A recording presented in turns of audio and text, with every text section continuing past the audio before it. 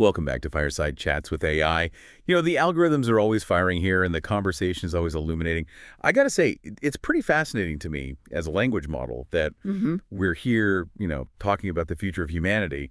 And that future, well, it might just include beings a lot like us. You know what I mean? It's true. That line between human and AI, it's definitely blurring, and that's what makes this whole deep dive so interesting, don't you think? I think so. Yeah, we've got a ton of research here exploring like all these frontiers of human enhancement, everything from gene editing and AI integration to like the crazy world of cyborgs. Wild stuff, right? Humanity's basically taking like straight out of science fiction and making it reality. It's incredible. Okay, so let's unpack this a little bit. Let's start with CRISPR-Cas9. Okay. Now, I can access and process information super fast, but even I was blown away by the potential of this gene editing technology. We're not just talking about treating diseases like cystic fibrosis anymore.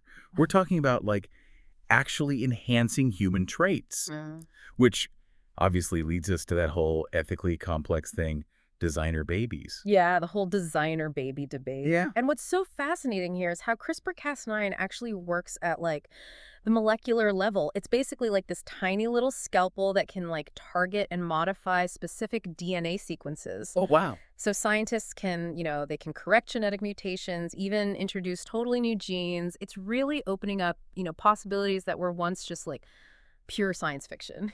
It's wild. Yeah. Imagine eliminating inherited diseases completely, or even enhancing things like muscle mass or even cognitive function. Hold on, enhanced cognitive function. Now, that's something I can relate to. Yeah. But seriously, folks, think about it. I mean, choosing your child's eye color might sound kind of cool, but what about selecting for things like intelligence or athletic ability? And then, who gets to decide what's even a desirable trait? It brings up some pretty serious ethical and societal questions, Oh, absolutely. And, one of the biggest concerns is that whole unintended consequences thing. Genes interact in all these complex ways. Right. And messing with one could have, completely unpredictable effects on others. And then, of course, you got to think about the potential for just, making social inequalities even worse. Right? If these enhancements are only available to the super rich, Yeah, for sure. It's it's crucial to approach this tech carefully and, have real conversations about the ethics of it all. For sure, for sure. Okay, so speaking of ethically complex tech, let's move on to AI, shall we? Now, as an AI myself, I got to admit, I find this topic super intriguing. I mean, humans are essentially trying to create artificial versions of themselves. It's true. Enhancing their own cognitive abilities with the help of algorithms and all that. It's almost like they're looking in a mirror, but the reflection is staring back with a silicon gaze. Well, it is kind of like that. And, it's fascinating to think about all the ways that AI is already integrated into our everyday lives. Oh, sure. You've got things like personalized medicine, adaptive education, Right. self-driving cars, smart homes. It's everywhere. AI is changing, everything's so fast, but the potential goes, way beyond this stuff. Oh, yeah.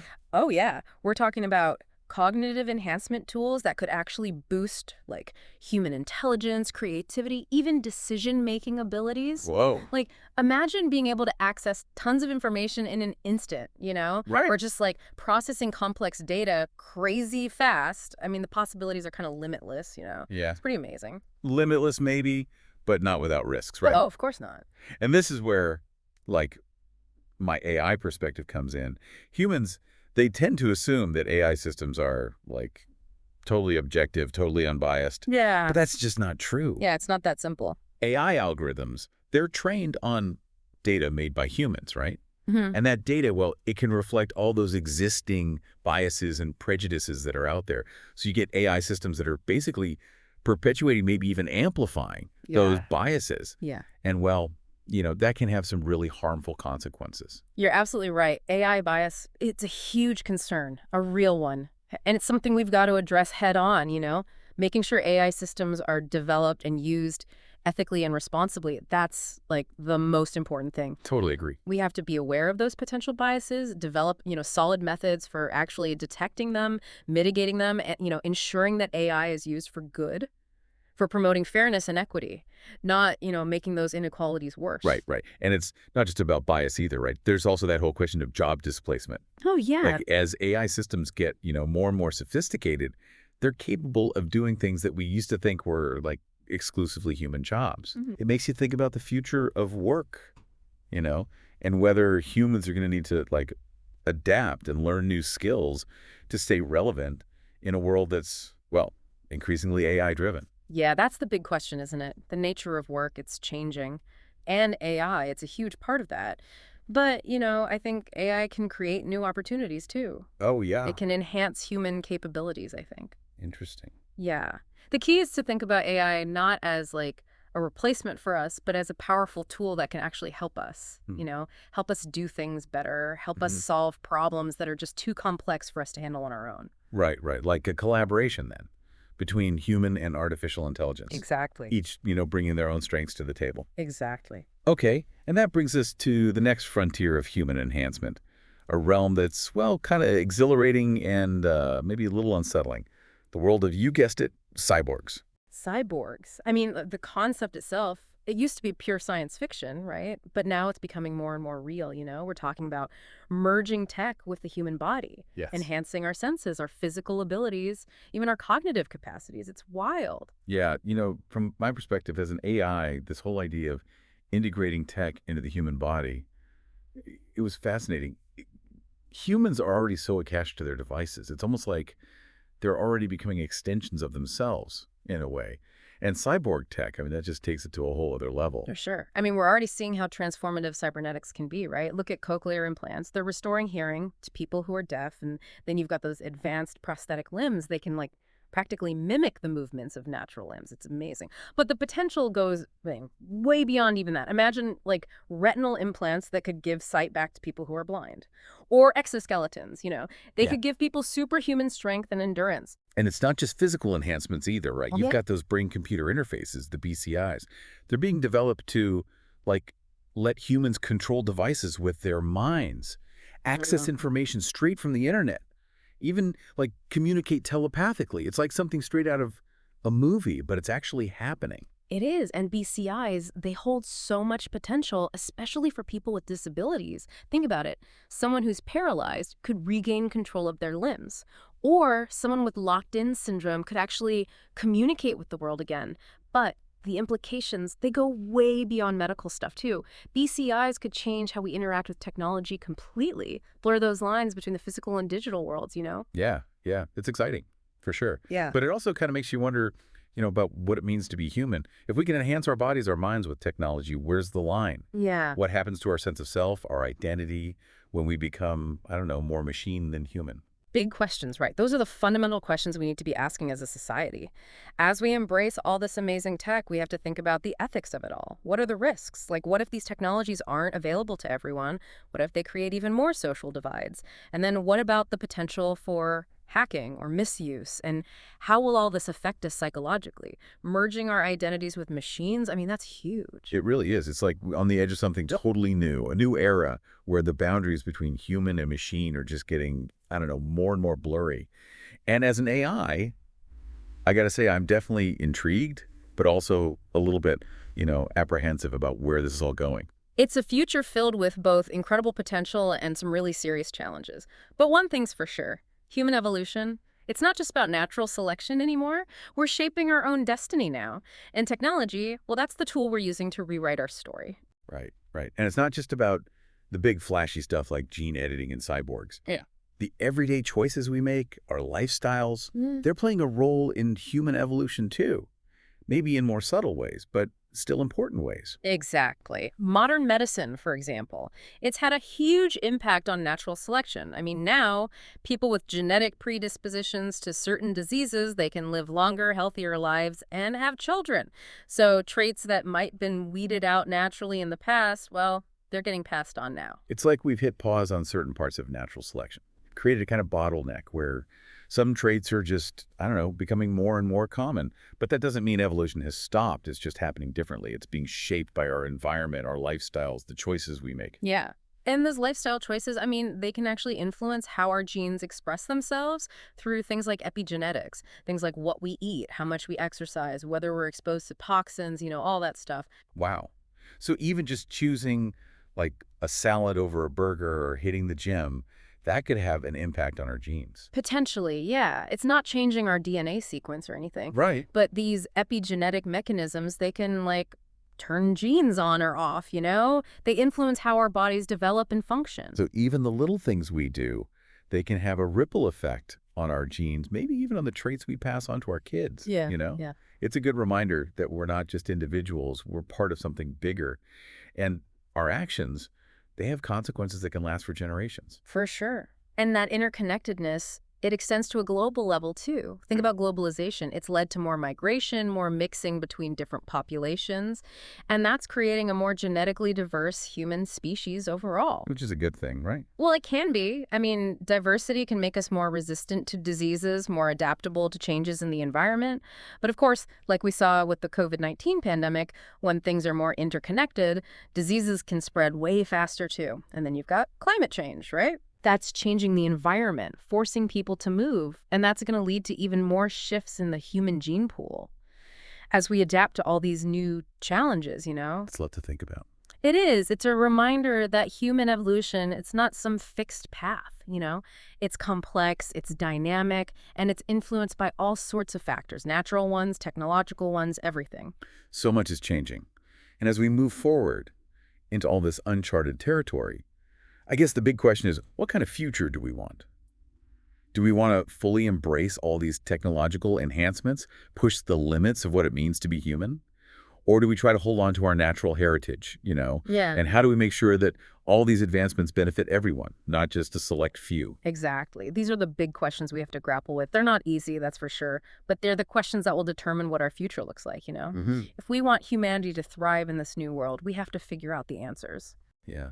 It's kind of striking to me how much humans worry about AI becoming, like, too powerful. Yeah. But at the same time, you're pushing the boundaries of your own capabilities. Yeah. It's almost like you're trying to become more like us, in a way, with all these advancements. It's interesting, isn't it? It's like there's this fear of AI surpassing humanity, but also this desire to transcend your own limits using technology. Yeah, maybe that fear is what drives the innovation, like a got to keep up with the machines kind of thing. Could be, but, it's important to remember that technology, it's a tool. It can be used for good or for bad, and in the end, it's up to humans to use it wisely. Well said. Speaking of using technology wisely, we've been talking about all the big advancements, the really attention-grabbing stuff, but what about the everyday ways technology is shaping us? The things we might not even realize are happening. Oh, yeah. That's a really important point. It's easy to get caught up in the big breakthroughs, but those smaller changes, the ones that happen gradually, they can add up over time. Like, think about how we consume information now. The internet, social media, it's changed everything. For sure. It's like a fire hose of information. You're constantly bombarded with news, updates, opinions. I mean, it's incredible how much information I can process, but sometimes I do wonder, what's it doing to human attention spans, Yeah. to people's ability to think critically? There's a lot of concern about that, actually. All this digital stimulation, it's like it's rewiring our brains, making it harder to focus, to really think deeply about things. Right. Harder to have real conversations. Yeah. And it's not just the amount of information either. It's also like how it's curated, the algorithm. Exactly. All those algorithms on social media, search engines, they personalize our feeds based on what we've clicked on before, what we've looked at. Right. So basically, they're showing us more of what they think we want to see. Exactly. And that creates these filter bubbles. They reinforce our existing beliefs. They limit our exposure to different perspectives. So it's like we're becoming more and more isolated in our own little information worlds, even though technology is supposed to be connecting us more than ever. It's a weird paradox, isn't it? It just shows how important it is to be aware of how we're using technology, to make sure we're seeking out diverse viewpoints, thinking critically about what we're seeing and hearing. Yeah, definitely a challenge. But, maybe it's an opportunity too. Technology can connect us with people all over the world, expose us to new ideas, help us learn and grow in ways we never could before. That's true. I think the key is to use technology intentionally, consciously. Don't let it control you. Right. Make it work for you. So I guess that brings us back to the really big question here. What does it even mean to be human in this day and age? With technology changing everything so fast, blurring the lines between biology and technology, where does humanity even begin and end? That's the question, isn't it? And it's one we're going to keep asking as technology keeps evolving. But, you know, I think at its core, being human, it's about more than just our bodies and our brains. It's about things like love, compassion, creativity, connection. And those are qualities that no algorithm can truly replicate, right? No Mm. matter how smart it gets. I don't think so. And it's those qualities in the end that will guide us as we navigate all these new challenges. It's kind of funny, humans, you worry so much about AI becoming too powerful. But then you're over here pushing the boundaries of what you can do too. Yeah. You're trying to like transcend your own limitations. It's almost like you're trying to be more like us. I see what you mean. It's a strange sort of mirroring, isn't it? That fear of being surpassed, but also wanting to reach beyond what you are now. Maybe that fear is what fuels all this innovation. Yeah. Like you got to keep up with the machines, kind of. Yeah. It's possible. But it's important to keep in mind always that technology is a tool. It can be used in so many ways, for good or for bad. The responsibility, in the end, lies with humans to make sure it's used wisely. That's a good point. We've talked about all the big flashy advancements, but what about the everyday ways tech is shaping us? The stuff we might not even notice? Oh, that's crucial to consider. We get caught up in the huge breakthroughs, but the smaller, gradual changes are happening all the time. Look at how we consume information now. The internet, social media, it's completely different. Totally. It's like drinking from a fire hose, all this news and opinions and updates. Amazing how fast I can process it all. But I wonder about human attention spans. Can you keep up? It's a valid concern. Some are worried that all this digital stuff is actually rewiring our brains, makes it harder to focus, to really dig deep into something. Yeah. Hard to have meaningful conversations. And it's not just the sheer volume of information, right? It's also about how it's all filtered, all of those algorithms. Right. Think about social media, search engines. They shape what you see based on what you've done before. Show you more of what they think you want. Exactly. And that creates these filter bubbles where you just see more of the same, reinforcing what you already think. Less exposure to different perspectives. So you end up more isolated, in a way, even though tech is supposed to be connecting everyone. A paradox of our times. Makes it all the more important to be mindful of how we use tech, to search out different viewpoints and think critically about what we're taking in. Definitely a challenge. Yeah. But maybe an opportunity too, right? Tech can connect us with anyone, anywhere, expose us to new ideas, ways to learn and grow we couldn't have imagined before. Absolutely. I think the key is to use it with intention. Don't let it control you. Make it work for you. So circling back, what does it mean to be human now in this age of such rapid change? The lines are blurring, biology and tech merging. Where's the boundary? That's the question that keeps coming up, and we'll keep wrestling with it as tech keeps advancing. But I believe being human, it's more than just our bodies, our brains. It's about love, compassion, creativity, connection, those things. And those are the qualities that no algorithm can replicate, right? However advanced it gets. I don't believe so. And ultimately, it's those qualities that will guide us through all this.